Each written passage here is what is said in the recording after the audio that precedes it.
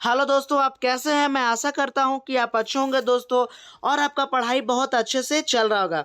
दोस्तों आज हम इस वीडियो में जैकबोर्ड का जो हमारा अर्धवार्षिक परीक्षा होने वाला है दोस्तों, एसे 1 क्लास 10th का दोस्तों जो क्लास 10th में हमारा साइंस का विज्ञान का जो हमारा टेस्ट होने वाला है, एसे 1 जो परीक्षा होने वाला है उसके लिए 30 ऑब्जेक्टिव प्लस कुछ सब्जेक्टिव प्रश्न हम इस वीडियो में लेकर के आए हैं दोस्तों, जो कि क्या है एग्ज़ाम के लेवल के लिए बहुत ही ज़्यादा इंपॉर्टेंट है।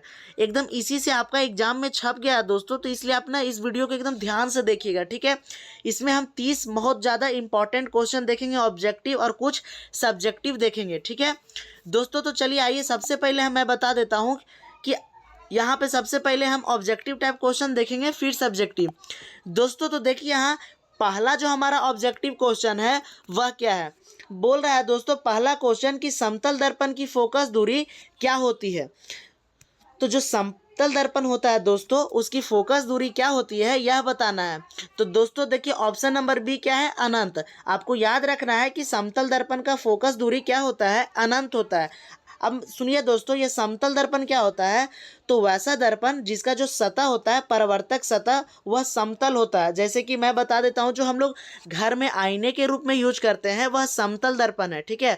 और यह जो समतल दर्पण होता है इसका फोकस दूरी अनंत होता है। तो ऑप्शन नंबर बी क्या होगा, यहाँ सही उत्तर होगा, ठीक है। अब देखिए दूसरा नंबर प्रश्न क्या है दोस्तों। दूसरा नंबर प्रश्न बोल रहा है दोस्तों, निम्नांकित में से किसमें प्रकाश सबसे तेज गति से चलता है। यहाँ पे देखिए दोस्तों 4 ऑप्शन दिया हुआ और बोल रहा है कि प्रकाश किसमें सबसे तेजी से गति करेगा। तो देखिए पहला में ऑप्शन क्या दिया हुआ है, तेल। दूसरा में दिया हुआ है पानी। तीसरा में दिया हुआ है वायु। और चौथा में क्या दिया हुआ हमारा, कागज। तो आपको याद रखना है सबसे ज्यादा किसमें हम लोग का चलता है प्रकाश, वायु में। यहाँ पे जितना भी दिया हुआ है इन चारों में सबसे ज्यादा वायु में क्या करेगा, प्रकाश तेजी से गति करेगा, ठीक है। तो ऑप्शन नंबर C2 का क्या होगा, सही उत्तर होगा। अब देखिए दोस्तों तीसरा का प्रश्न क्या है हमारा। दोस्तों तीसरा नंबर प्रश्न देखिए यहाँ पे क्या है, बोल रहा है कि निम्न में से किस माध्यम का अपवर्तनांक अधिक है, ठीक है। यहाँ ये बहुत ही इंपॉर्टेंट क्वेश्चन है, ठीक है। इसमें पूछ रहा है कि कुछ पदार्थ का नाम दिया है और बोल रहा है कि किसका अपवर्तनांक अधिक है। देखिए पहला दिया है हवा, दूसरा है जल, तीसरा शीशा है और चौथा हीरा है। तो आपको याद रखना है कि इस दुनिया में सबसे ज़्यादा अपवर्तनांक हीरा का होता है। ऑप्शन नंबर 4 क्या होगा, सही उत्तर होगा, ठीक है। ऑप्शन नंबर 4 सही उत्तर होगा 3 का। अब देखिए चौथा नंबर प्रश्न दोस्तों क्या है।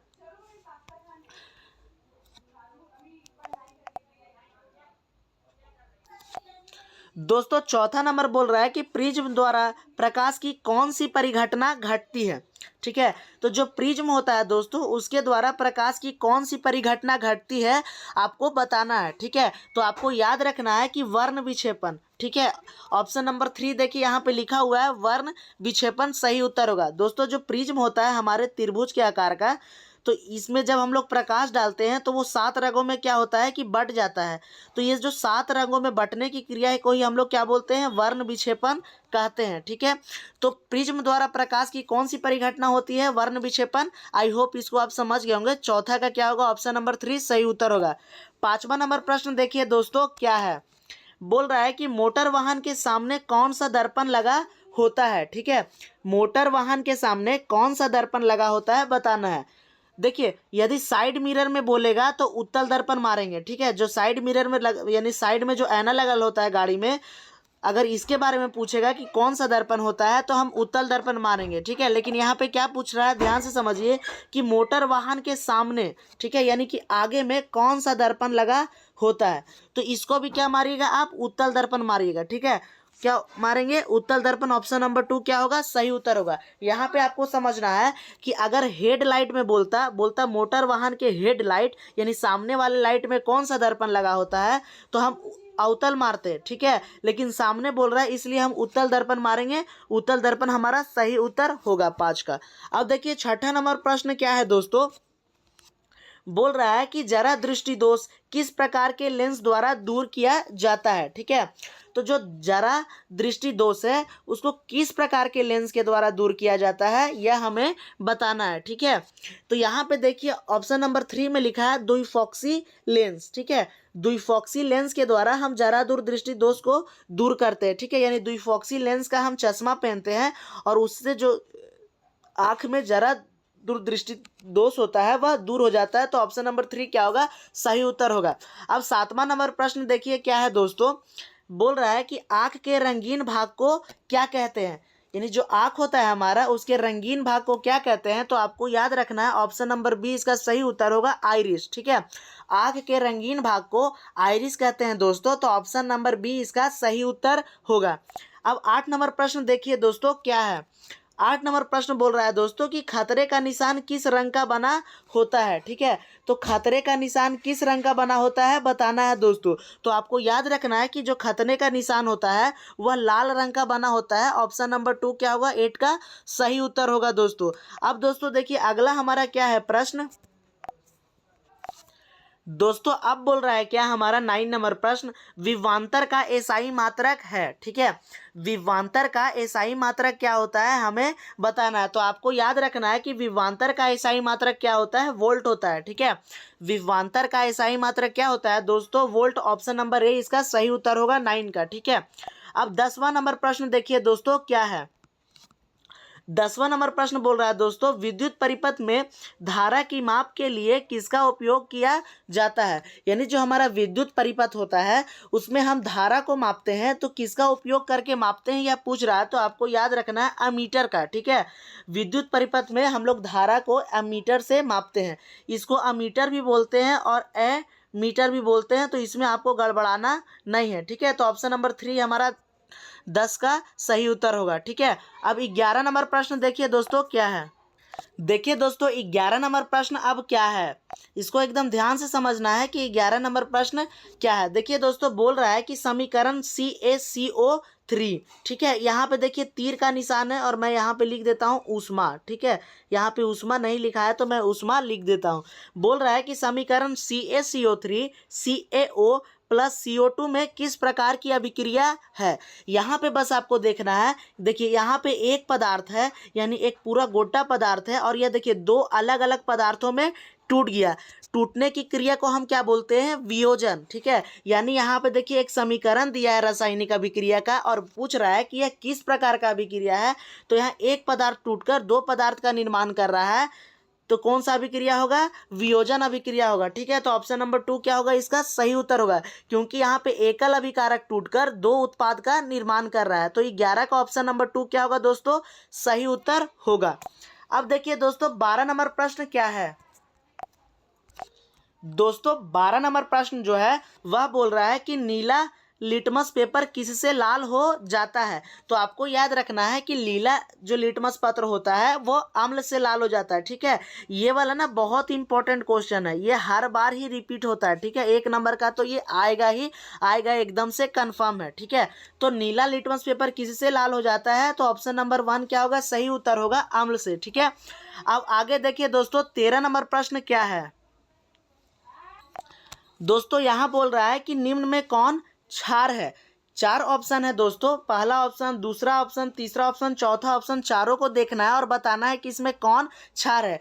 तो यहाँ पे देखिए यहाँ पे क्या होगा, हमारा NaOH क्षार है। ठीक है, यहाँ पे ऑप्शन नंबर चौथा क्या होगा, सही उत्तर होगा कि यहाँ पे NaOH क्षार है, जिसको हम लवण भी कहते हैं। ठीक है दोस्तों, इसको एकदम ध्यान से आप करिएगा।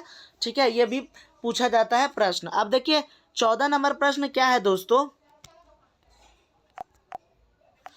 14 नंबर प्रश्न पूछ रहा है दोस्तों कि जिप्सम का रासायनिक सूत्र है। ठीक है, जिप्सम का रासायनिक सूत्र क्या होता है पूछ रहा है दोस्तों। मैं बता देता हूं कि जिप्सम का रासायनिक सूत्र CaSO4.2H2O होता है। ठीक है, CaSO4.2H2O हमारा जिप्सम का रासायनिक सूत्र होता है। तो देखिए ऑप्शन नंबर 2 में यहाँ पे दिया हुआ है CaSO4.2H2O। ठीक है, तो जिप्सम का रासायनिक सूत्र यहाँ पे कौन होगा, ऑप्शन नंबर 2 सही होगा। ठीक है, यही हमारा जिप्सम का रासायनिक सूत्र है।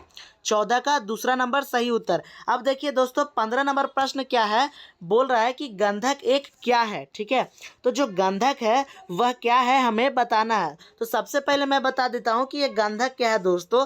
तो आप अपने घर में ना मम्मी से पूछिएगा। ठीक है, अपने मम्मी से पूछिएगा घर में। एक गंधक होता है जो कि क्या होता है, येलो कलर का होता है, पीला पीला कलर का, जिसका पूजा में भी इस्तेमाल हम करते हैं। ठीक है, तो बोल रहा है कि वह एक गंधक क्या है, तो वो गंधक ना अधातु होता है। ठीक है, वह गंधक क्या होता है दोस्तों, अधातु होता है। ऑप्शन नंबर 2 क्या होगा यहाँ सही उत्तर होगा। ठीक है, 15 का। अब 16 नंबर प्रश्न देखिए दोस्तों क्या बोल रहा है। 16 नंबर प्रश्न बोल रहा है कि सीसा और टीन की मिश्र धातु को कहते हैं, यानी सीसा और जो टीन है दोस्तों उसका मिश्र धातु जो मिला के धातु बनाते हैं उसको क्या कहते हैं। तो आपको याद रखना है ऑप्शन नंबर 1 सोल्डर। क्या कहते हैं, सोल्डर। तो ऑप्शन नंबर 1 इसका सही उत्तर होगा। ठीक है, 16 का। अब 17 नंबर प्रश्न देखिए दोस्तों क्या है, बोल रहा है 17 नंबर प्रश्न की रासायनिक अभिक्रिया में भाग लेने वाले पदार्थ को क्या कहते हैं। आपको याद रखना है कि जो रासायनिक अभिक्रिया में भाग लेते हैं पदार्थ उन्हें हम अभिकारक कहते हैं। ठीक है, क्या कहते हैं दोस्तों, अभिकारक। ऑप्शन नंबर ए क्या होगा सही उत्तर होगा। देखिए यहाँ पे आपको समझना है कि भाग जो लेता है उसको अभिकारक कहते हैं, लेकिन जब रासायनिक अभिक्रिया हो जाता है ना तो बाद में जो पदार्थ बनता है उसको हम उत्पाद कहते हैं। ठीक है, रासायनिक अभिक्रिया के बाद जो नया पदार्थ बनता है उसको हम उत्पाद कहते हैं, लेकिन इसमें पूछ रहा है अभिक्रिया में भाग लेता है तो वो अभिकारक क्या होगा सही उत्तर होगा। ठीक है, 17 का ए। अब देखिए दोस्तों 18 नंबर प्रश्न क्या है, बोल रहा है एल्केन का सामान्य सूत्र है। ठीक है, तो एल्केन का सामान्य सूत्र क्या है बताना है। तो आपको याद रखना है कि एल्केन का सामान्य सूत्र क्या होता है, CnH2n+2। ठीक है, CnH2n+2 हमारा एल्केन का सामान्य सूत्र होता है। तो देखिए ऑप्शन नंबर सी में हमारा दिया हुआ है, ऑप्शन नंबर सी क्या होगा सही उत्तर होगा। एल्केन का सामान्य सूत्र CnH2n+2 होता है। ठीक है, अब देखिए 19 नंबर प्रश्न दोस्तों क्या है, बोल रहा है कि कौन सा धातु कमरे के ताप पर द्रव होता है। ठीक है, तो कौन सा धातु कमरे के ताप पे द्रव होता है हमें बताना है। तो आपको याद रखना है कि पारा। पारा एक ऐसा धातु है ना दोस्तों कि जो कमरे के ताप में, यानी कमरे का टेम्परेचर जो होता है उसमें ना द्रव बन जाता है, लिक्विड के फॉर्म में होता है। ठीक है, तो 19 का ऑप्शन नंबर बी इसका सही उत्तर होगा। अब 20 नंबर प्रश्न देखिए दोस्तों क्या बोल रहा है, बोल रहा है विरंजक चूर्ण का रासायनिक सूत्र है। ठीक है, तो विरंजक चूर्ण का रासायनिक सूत्र क्या है हमें बताना है। तो आपको याद रखना है कि विरंजक चूर्ण का रासायनिक सूत्र CaOCl2 होता है। ऑप्शन नंबर क्या होगा सी सही होगा। ठीक है, ऑप्शन नंबर सी 20 का सही होगा कि विरंजक चूर्ण का रासायनिक सूत्र CaOCl2 होता है। ठीक है, अब देखिए दोस्तों हम 21 नंबर प्रश्न को देखते हैं।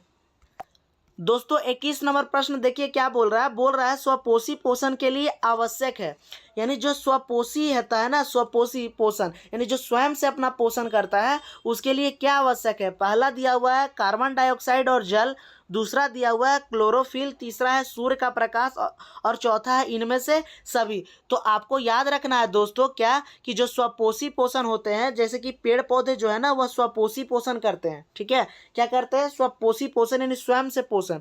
तो पेड़ पौधों के लिए ये सब चीज का क्या है आवश्यकता है। तो जो स्वपोषी पोषण करते हैं उनको इनमें से सभी चीजों की आवश्यकता होती है। तो ऑप्शन नंबर 4 क्या होगा सही उत्तर होगा 21 का। ठीक है, अब देखिए दोस्तों 22 नंबर प्रश्न क्या है, बोल रहा है कि जठर ग्रंथि पाई जाती है। ठीक है, तो जो जठर ग्रंथि होता है वो पाया जाता है कहाँ बताना है। तो आपको याद रखना है कि जो जठर ग्रंथि होता है वो अमाशय में पाया जाता है। ऑप्शन नंबर 1 क्या होगा इसका सही उत्तर होगा दोस्तों। ठीक है, अब देखिए दोस्तों 23 नंबर प्रश्न क्या बोल रहा है, बोल रहा है कि पीत रस का स्राव होता है। ठीक है, तो जो पीत होता है पीतरस उसका स्राव होता है कहाँ यह बताना है। ठीक है, तो देखिए किसके द्वारा स्राव होता है यह हमें बताना है। पहला दिया हुआ है अग्नाशय, दूसरा है छोटी आंत द्वारा, तीसरा है ग्राहणी द्वारा और चौथा है यकृत द्वारा। तो आपको याद रखना है कि पीतरस का स्राव यकृत के द्वारा होता है। ऑप्शन नंबर 4 क्या होगा इसका सही उत्तर होगा दोस्तों।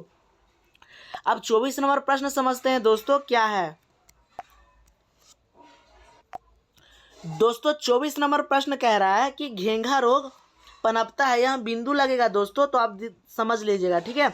यहाँ पूछ रहा है कि जो घेंघा रोग होता है वो पनपता है। पहला दिया हुआ है चीनी की कमी से, दूसरा है मोटापा से, तीसरा है रक्त की कमी से, चौथा आयोडीन की कमी से। तो आपको याद रखना है कि जो घेंघा रोग होता है वह किसकी कमी से पनपता है, यानी उत्पन्न होता है आयोडीन की कमी से, ठीक है। किससे उत्पन्न होता है? आयोडीन की कमी से, ठीक है। अब देखिए दोस्तों अगला प्रश्न क्या है हमारा, 25 नंबर प्रश्न बोल रहा है परागकोश में क्या पाए जाते हैं। तो आपको याद रखना है परागकोश में परागकण पाए जाते हैं, ठीक है। ऑप्शन नंबर 3 देखिए यहाँ लिखा हुआ है परागकण, ये सही उत्तर होगा कि जो परागकोश होता है यानी ये जो फूल में देखिए जो हमारा पुष्प होता है इस तरह का पुष्प होता है, इसमें देखिए छोटा छोटा ऐसे डंटी निकला होता है और ऐसे ऐसे बना होता है, ठीक है। तो इसी को हम लोग क्या बोलते हैं? परागकोश बोलते हैं। तो ये परागकोश में क्या होता है? परागकण होता है, ठीक है। तो इसका ऑप्शन सही क्या होगा? 3 नंबर सही उत्तर होगा 25 का, ठीक है। अब देखिए दोस्तों 26 नंबर प्रश्न क्या बोल रहा है, बोल रहा है कि मानव में निषेचन की क्रिया कहाँ होती है, ठीक है। तो मानव में निषेचन की क्रिया आपको याद रखना है कि फैलोपियन नालिका में होता है, जिसको हम लोग फैलोपियन ट्यूब इंग्लिश में बोलते हैं। चौथा नंबर इसका उत्तर सही होगा, ठीक है, यानी चौथा नंबर ऑप्शन इसका सही उत्तर होगा दोस्तों 26 का, ठीक है। अब देखिए दोस्तों 27 नंबर प्रश्न क्या बोल रहा है, बोल रहा है कि निम्न में कौन मानव मादा के जनन तंत्र का भाग नहीं है। यहाँ पे 4 ऑप्शन दिए हैं दोस्तों और बोल रहा है कि ना इनमें से कौन सा मादा यानी माधव यानी कहने का मतलब है लड़की के जनन तंत्र का भाग नहीं है। तो देखिए पहला दिया हुआ अंडाशय, ये जनन तंत्र का भाग है। दूसरा है गर्भाशय, यह भी मादा जनन तंत्र का भाग है। तीसरा क्या बोल रहा है? शुक्रवाहिका, ये मादा जनन तंत्र का भाग नहीं है। चौथा क्या है? डिंबवाहिनी, यह भी है। देखिए यह जो चौथा है शुक्रवाहिका, यह नहीं है क्योंकि यह किस में पाया जाता है? नर में पाया जाता है, ठीक है। तो ये सी नंबर ऑप्शन क्या होगा? इसका सही उत्तर होगा 27 का, ठीक है दोस्तों। अब देखिए दोस्तों 28 नंबर प्रश्न क्या है, बोल रहा है कि एक नर हार्मोन है, ठीक है, एक नर हार्मोन है। तो आपको देखिए यहाँ पे ऑप्शन दिया है टेस्टोस्टेरोन, ये नर हार्मोन है, ठीक है, यानी टेस्टोस्टेरोन जो हार्मोन है यह एक नर हार्मोन है। यह सही उत्तर होगा 28 का, ठीक है। देखिए दोस्तों 29 नंबर प्रश्न क्या बोल रहा है, बोल रहा है कि मानव हृदय में कितने कोष्ठक होते हैं, यानी जो मानव का हृदय होता है उसमें कितने चैम्बर होते हैं यह बताना है। तो आपको याद रखना है कि 4 चैम्बर होते हैं। ऑप्शन नंबर क्या होगा? डी सही उत्तर होगा 4, ठीक है दोस्तों। अब हम लोग अगला प्रश्न देखते हैं 30वां नंबर। देखिए दोस्तों 30वां नंबर प्रश्न क्या बोल रहा है, बोल रहा है मैग्नीशियम पाया जाता है। तो मैग्नीशियम किस में पाया जाता है? तो आपको याद रखना है कि क्लोरोफिल में। क्लोरोफिल में क्या पाया जाता है? मैग्नीशियम, ठीक है। क्लोरोफिल कहाँ पाया जाता है? तो आपको याद रखना है पेड़ पौधों के पत्ता में, ठीक है, पेड़ पौधों के पत्ता में ही क्लोरोफिल पाया जाता है, जिसके कारण पेड़ पौधा का जो पत्ता होता है उसका कलर लाल होता है, ठीक है। तो आई होप आपको ऑब्जेक्टिव प्रश्न सारे समझ में आ गए होंगे, ठीक है, और ऑब्जेक्टिव प्रश्न को आपने अच्छे से समझा होगा। यदि थोड़ा सा डाउट होगा तो हमें कमेंट में ज़रूर बताएं और फिर से आपका वीडियो हम साइंस का डालने वाले हैं, ठीक है। अब हम लोग सब्जेक्टिव प्रश्न को देखते हैं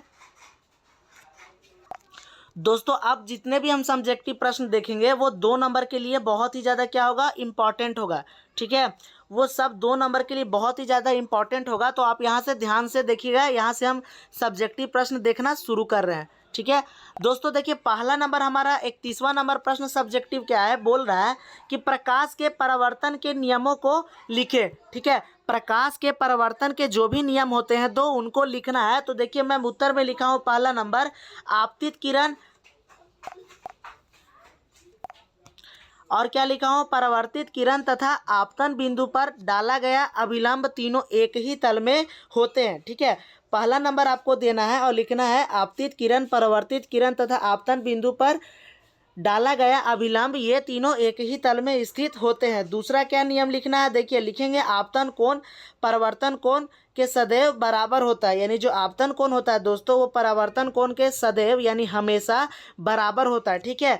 तो ये हमारा 31 नंबर ये बहुत ही ज़्यादा इंपॉर्टेंट प्रश्न है, तो इसको आप ध्यान से याद करके ही जाइएगा, ठीक है, एग्जाम में। अब देखिए दूसरा सब्जेक्टिव प्रश्न हमारा 32 नंबर क्या है, बोल रहा है कि लेंस की क्षमता को परिभाषित करें, इसका एसआई मात्रक लिखें, यानी लेंस की क्षमता क्या होती है इसको हमें परिभाषित करना है और इसका एसआई मात्रक क्या होता है यह हमें बताना। तो यहाँ पे देखिए दोस्तों उत्तर कि लेंस की क्षमता उसकी फोकस दूरी के व्युत्क्रम द्वारा व्यक्त किया जाता है। यानी जो लेंस की क्षमता होती है उसकी फोकस दूरी के व्युत्क्रम के द्वारा व्यक्त किया जाता है दोस्तों। अब आगे देखिए लेंस की क्षमता हम लोग बता दिए, अब इसका एसआई मात्रक देखते हैं। बोल रहा है कि इसका एसआई मात्रक डायोप्टर होता है। यानी आपको याद रखना है कि जो लेंस का क्षमता होता है उसका एसआई मात्रक डायोप्टर होता है, जिसे देखिए डी से हम संकेत करते हैं यानी दर्शाते हैं। तो यहाँ पर आप इसको भी समझ गए दोस्तों। अब देखिए अगला प्रश्न क्या है उसको समझते हैं। 33 नंबर प्रश्न है दोस्तों, नेत्र की समंजन क्षमता से क्या अभिप्राय है।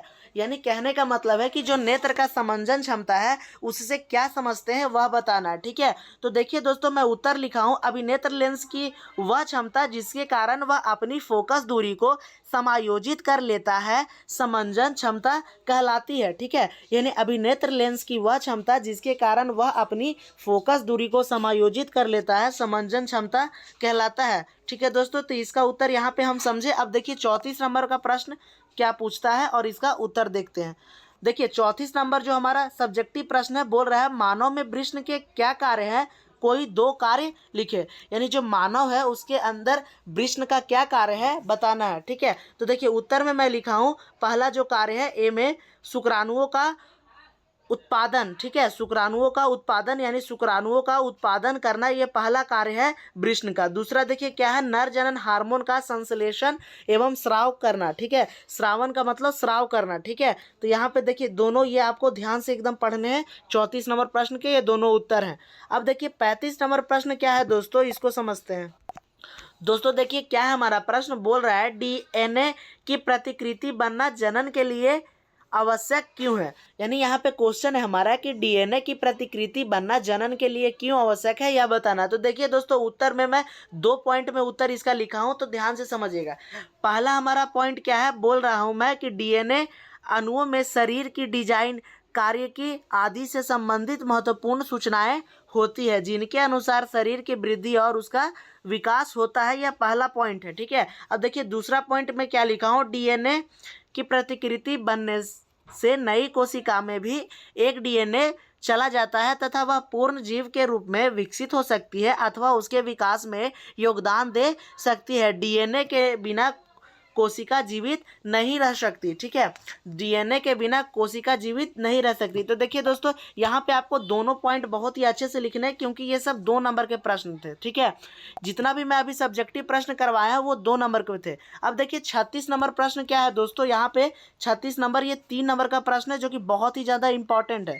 बोल रहा है 36 नंबर प्रश्न की रेडॉक्स अभिक्रिया क्या है, उदाहरण के द्वारा समझाइए। तो दोस्तों मैं डिस्क्रिप्शन में लिंक दे दे रहा हूँ, आप वहाँ पे देख लीजिएगा। ठीक है दोस्तों, फिर मिलते हैं हम एक अगले वीडियो के साथ, तब तक के लिए जय हिंद।